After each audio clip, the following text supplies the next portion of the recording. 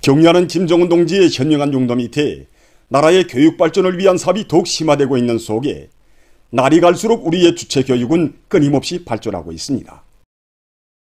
우리의 교육이 명실공히 세계를 앞서 나가도록 이끌어 주시는 경리하는 총비서 동지께서는 당중앙위원회 제8기 제8차 전원회의에서 나라의 교육 구조를 선진 교육을 줄 수 있게 고치고 교육사업을 결정적으로 개선 강화하기 위한 획기적 조치들을 취하도록 하시어 교육 발전에서 중요한 니정표를 제시하셨습니다.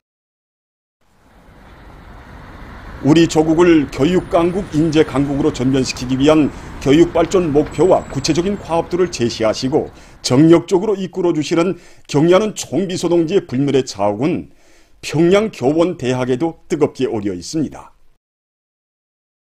우리 대학을 찾으셨던 그날 경리하는 총비서께서 제일 만족해하신 것이 바로 교육 내용과 방법, 교육 접근과 환경을 개선하기 위한 사업에서 훌륭한 본보기가 창조된 것이었습니다. 그날 교육과학 전 시간에 들리신 경리하는 총비서께서는 대학에서는 이득한 성과에 자만하지 말고 교수교양 사업과 대학 관련 운영 사업을 잘해야 한다고 하시면서 교육 사업에 첨단 과학 기술을 도입한 것은 좋은 일이라고 말씀하셨습니다. 그러시면서 교육 사업도 과학적으로 해야 한다고, 과학 기술을 떠나 교육 사업의 성과를 기대할 수 없다고 거듭 강조하셨습니다. 정말 그 말씀을 그대로 교육 사업을 과학 기술에 의거하여 발전시킬 때 그 교육 수준의 효과를 빨리 높일 수 있음을 밝혀준 고귀한 지침이었습니다. 그날 경리하는 총비서 동지께서는 대학과 학생들이 학습과 생활에 편리하게 그리고 교육학적 요구에 맞게 잘 꾸려야 한다고 하시면서 이 사업을 전 당적, 전 국가적, 전 인민적 사업으로 강하게 내몰아야 한다고 거듭 강조하셨습니다. 경리하는 총비서 동지께서는 교육 부문을 현대화하는 사업과 그리고 교육의 질을 높이는 문제는 국가 중대사이며 국가의 장래와 관련되는 중차대하고 그리고 전략적인 문제라고 하시면서 교육과 관련한 문제에서는 어떠한 것도 소홀히 하는 점이 없어야 한다고 가르쳐 주셨습니다. 정말 그 말씀을 새겨 안으면서 우리들은 교육 사업이야말로 애국 중의 애국이라는 그런 진리를 가슴 깊이 절감하였습니다. 오랜 시간 대학을 돌아보시며 경리하는 총비서 동지께서는 인재의 나라, 교육의 나라를 건설하자면 무엇보다 먼저 교원 진영부터 튼튼히 꾸려야 한다고 하시면서 사범교육기관들에서 교수 교양 사업의 질을 결정적으로 높여 능력 있는 교원들을 많이 양성하기 위한 방향과 방도도 하나하나 가르쳐 주셨습니다. 그날 경리하는 총비서 동지께서는 다기능 교실의 교육 방법들이 10여 가지 현대 교육 기술을 도입한 정령에 대해서도 구체적으로 여회하셨습니다. 그러시다가 현직 소학교 교원들이 이런 현대 교육 기술을 모르지 않는가고 이렇게 물으셨습니다. 사실 그때 그곳은 대학에서 공부하는 학생들을 위한 곳으로 되어 있었습니다. 이에 대해서 구체적으로 여회하신 경리하는 총비서 동지께서는 앞으로 평양교원대학을 비롯한 교원양성부문 계약들에서 현직 교원들을 재교육을 하기 위한 제도를 내어야 한다고, 그래서 그들의 자질을 끊임없이 향상시켜 나가야 한다고 강조하셨습니다. 이렇게 돼서 그때부터 우리 대학을 비롯한 전국의 교원양성부문 대학들에는 현직 교원들이 정기적으로 재교육을 받는 제도가 세워지게 되었고, 그것은 교원들의 자질 향상에 이바지하는 중요한 계기로 되고 있습니다. 지금 이곳 대학에서는 모든 학생들을 우리 당의 교육 사상과 정책으로 튼튼히 무장시킬 뿐 아니라 전공 과목의 정통한 실력가로 여러 과목에 능한 박식가로 키우며 응용 실천 능력과 능숙한 교수 교양 방법을 체득한 교육 인재로 키우기 위한 사업을 힘있게 벌려나가고 있습니다. 평양교원대학뿐만이 아닌 각지 교육단위들에서도 나라의 교육 발전을 위해 그처럼 마음 쓰시는 경리하는 총비서 동지의 숭고한 뜻을 가슴 깊이 새겨 안고 당중앙위원회 제8기 제8차 전원회의가 교육부문 앞에 제시한 과업 관철을 위한 사업이 보다 적극화되고 있습니다. 지금 교육부문의 전체 일꾼들과 교육자들은 새세기 교육혁명 수행에서 맡고 있는 임무의 중요성을 다시금 깊이 자각하고 우리 교육을 발전하는 세계적 추세와 시대적 요구에 따라 세워 높은 지적 실천 능력을 지닌 유능한 인재들을 많이 키워내기 위해서 지혜와 정열을 다 바쳐가고 있습니다. 뜻깊은 전승절이 하루하루 다가오는 지금 조국해방전쟁 승리 기념관을 찾는 각계층 근로자들은 감 높은 희생으로 조국과 인민의 운명을 수호하고 강대한 우리 국가의 초속을 다진 위대한 연대의 승리자들에게 숭고한 경의를 드리고 있습니다. 충성과 애국의 힘으로 기족의 전승신화를 안아온 전하의 영웅들이 힘있게 벌린 수많은 대중운동들 가운데는 민청호 무기쟁취운동도 있습니다. 우리 민들 속에 불굴의 중기사수로 널리 알려진 조군실 동지의 영적 위후는 이 운동의 불씨로 되었습니다. 지난 조국해방전쟁은 사상과 전법, 정신력의 위력으로 승리한 전쟁이었습니다. 그래서 위대한 수련님께서는 지난 전쟁 시기 군인들의 정신력을 불러일으키기 위해서 대중운동을 활발히 벌이도록 하셨는데 그 가운데는 민청호 무기쟁취운동도 있습니다. 조선예술영화 병사는 먹이로 돌아왔다를 다 보시지 않았습니까? 조군실 동지는 무기가 자기의 성능을 최대로 발휘할 수 있도록 전투가 끝나면 늘 서재를 진행했고 추운 겨울날이면 자기는 헛옷을 입으면서도 중귀에 섬옷을 덧씌우고 행군했습니다. 이렇게 자기의 살점처럼 자기의 눈동자와 같이 에어관리하던 무기를 가지고 1951년 4월 22일에 902점 사거지 전투에 참가했습니다. 이날 적들의 수십 차례의 파도식 공격을 물리치는 과정에 조군실 동지는 두 팔과 두 다리에 심한 중상을 입고 몸을 움직일 수 없게 되었습니다. 하지만 그는 불사신처럼 일어나 턱으로 중기압초를 눌렀습니다.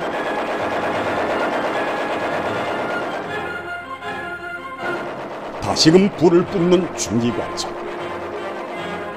그것은 조군실 영웅 그 자신이었고 총구에서 날아가는 10쪽의 총탄들은 영웅의 심장이 내뿜는 한 방울 한 방울의 붉은 피였습니다. 내 팔다리가 떨어져 나가고 나의 심장이 고동치는 한 나의 중기는 결코 복수탄을 멈추지 않다. 조선노동당 만세, 김일성 장군 만세. 이렇게 조군실 영웅은 온몸으로 중기압초를 눌러서 적들에게 무리줌을 안기며 영적으로 싸우다가 장렬하게 희생되었습니다. 그는 최후의 순간에 나의 중기를 민청호 중기로 불러주시오 라는 마지막 부탁을 전우들에게 남겼습니다. 팔다리를 부상당한 사수가 그 육중한 중기관총의 압초를 턱으로 눌러 최후의 순간까지 사격을 멈추지 않았다는 전설 같은 이야기는 세계 전쟁사의 그 어느 갈피에도 없습니다. 오직 김일성 장군님을 높이 모신 우리 인민군 전사들만이 발휘할 수 있는 세계 전쟁사가 알지 못하는 또 하나의 조선의 기적이었습니다. 위대한 수령님께서는 조군실 영웅의 영적 위언을 보고받으시고 그에게 국민의 최고 영예인 공화국 영칭으로 수여하도록 해주셨고 그가 사용하던 중기관총 236호의 민청호 칭호를 수여하도록 해주셨습니다. 정말 조군실 영웅이 발휘한 무배의 영감성과 희생성, 무기에어 정신은 려온의 불길 마냥 인민군 전사들 속에 파급되게 되었고 민청호 무기쟁취운동의 불씨로 되었습니다.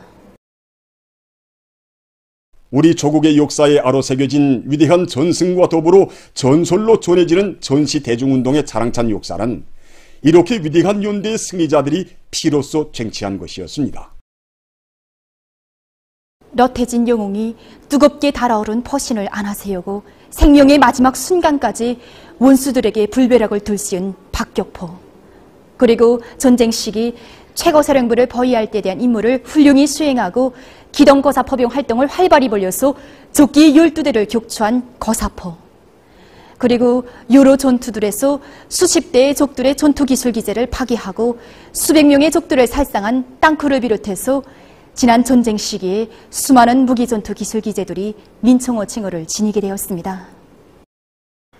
조선세대가 창조한 민청호 무기쟁취운동은 전의 나라를 발휘하였던 수령결상의 정신, 결사관철의 정신이었던 것인가를 우리에게 가르쳐주고 있습니다. 정말 위대한 조국해방전쟁 시기 적과 인민을 수호하는 최전방에는 언제나 민청호 무기들이 있었고 이 무기들을 틀어잡은 민청원들이 있었습니다. 민청호 칭호야말로 1950년대 적방위자들이 발휘한 무비의 용성과 이성성에 우리 조국이 안겨준 또 하나의 훈장과도 같습니다. 이 대중운동의 자랑스러운 전통은 오늘도 소포지구 사거리 고설장을 비롯한 시대의 전구들 만화에서 우리 청년들을 미운 창조해로 힘있게 불러일으키고 있습니다. 충성과 애국의 위대한 힘으로 자력번영의 활로를 열어나가자. 모두 다 당중앙위원회 제8기 제8차 전원회의 결정 관철회로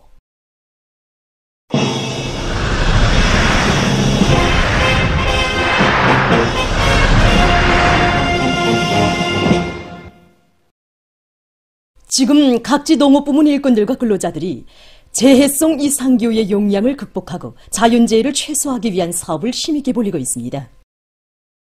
평양시 안의 농업 생산 단위들에서 큰 물과 폭우에 의한 그 어떤 우발적인 사태에도 신속히 대처할 수 있게 빈틈없는 대책을 세워나가고 있습니다. 시에서는 지난해 장마철 피해를 최소화하기 위한 사업을 소극적으로 진행하여 침수 피해를 입은 데서 심각한 경우를 찾고 올해 강바닥 파기와 배수로 파기, 배수능력 확장 공사를 비롯한 이런 사업을 강하게 추진하였습니다. 특히 강동군에서 하천이 많은 조건에서 강바닥 파기를 기초적인 사업으로 진행해서 침수 피해를 최소화할 수 있는 이런 공사들을 진행했습니다.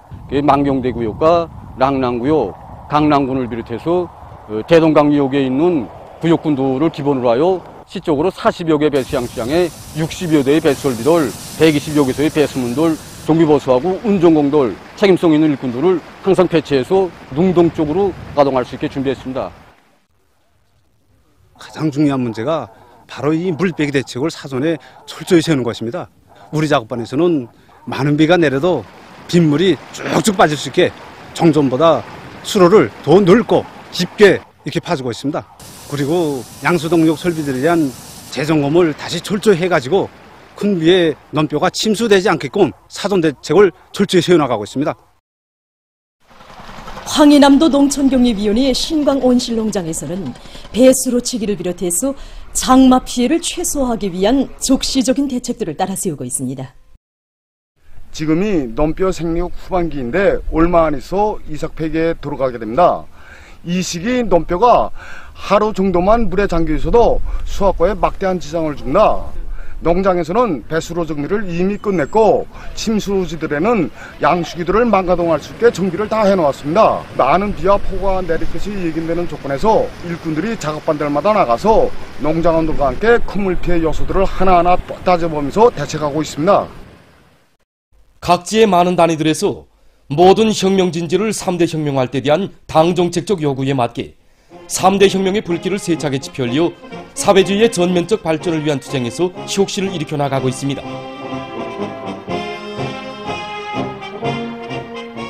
봉학식례공장의 일꾼들과 정업원들이 3대 혁명의 기치 밑에 단위 발전을 이룩하기 위한 사업을 힘있게 벌려 성과를 거두고 있습니다.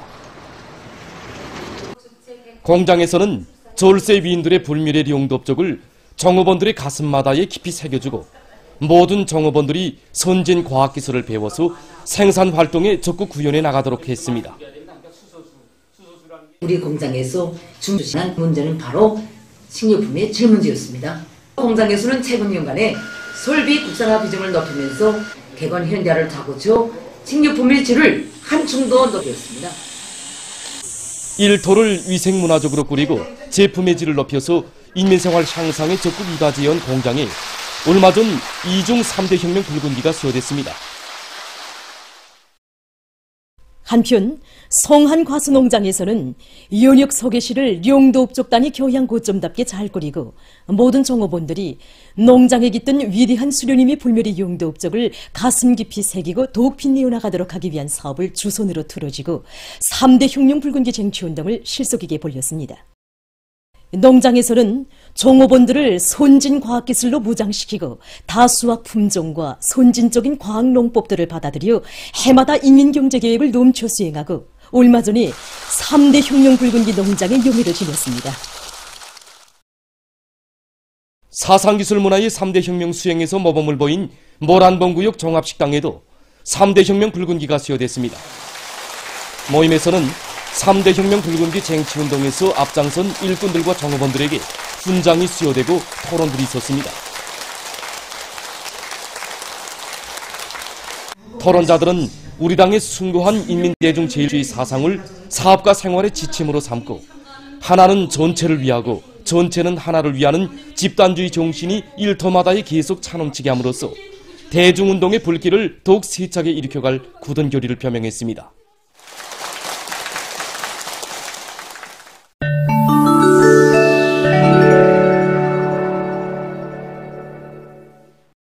인디아의 북부 지역에서 폭우가 내려 피해를 입고 있습니다.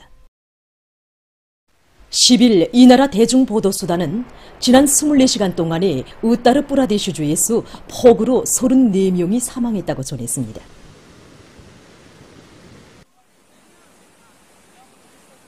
주의 많은 지역에서 그칠 새 없이 내린 비로 주민들이 고통을 겪고 있으며 학교와 대학들이 문을 닫았습니다.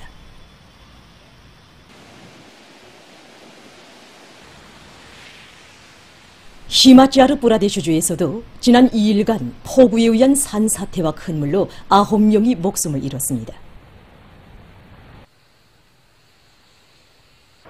살림집과 구조물들이 파손되고 차량들이 떠내려갔으며 830여 개의 도로가 차단됐습니다. 주요 강하천들의 수위는 위험 개선에 접근하고 있다고 합니다. 이와 관련해서 해당 지역들에 경보령이 내려졌습니다. 남조선에서 오미크론 변이 비루스의 새로운 변이 형태들이 전파되는 속에 감염자가 늘어나고 있습니다. 지난 2일부터 8일까지의 기간에 15만 3천여 명의 감염자가 새로 등록됐습니다. 이것은 전주에 비해 25.3% 늘어난 것이라고 합니다. 주간 하루 평균 감염자 수는 2만 1,800여 명으로 증가했습니다. 오미크론 변이 비루스의 검출률을 보면 XBB 계열이 96.7%로 우세를 차지하고 있으며 그러해서 감염과 재감염 현상이 계속 나타나고 있다고 합니다. 세계적으로 아마조나스 강 유역의 열대우림을 보호하는 문제가 중요하게 제기되고 있습니다. 분석가들의 주장에 의하면 아마조나스 강 유역 열대우림 지역에서 무차별적인 도벌과 화재로 해서 생태 환경 파괴 정도가臨界점에 이르렀다고 합니다. 이러한 상황에 대처해서 최근 연간 아마조나스 강 유역 나라들에서 열대우림을 보호하기 위한 적극적인 대책을 취하고 있으며 결과 올해 1월부터 6월까지의 기간에 열대우림의 소실 면적은 지난해 같은 기간에 비해서 33.6% 줄어들었다고 합니다. 환경 전문가들은 앞으로 아마조나스 강 유역 나라들이 열대우림을 보호하기 위한 대책을 더욱 강화해 나갈 것을 호소했습니다. 보도를 마칩니다.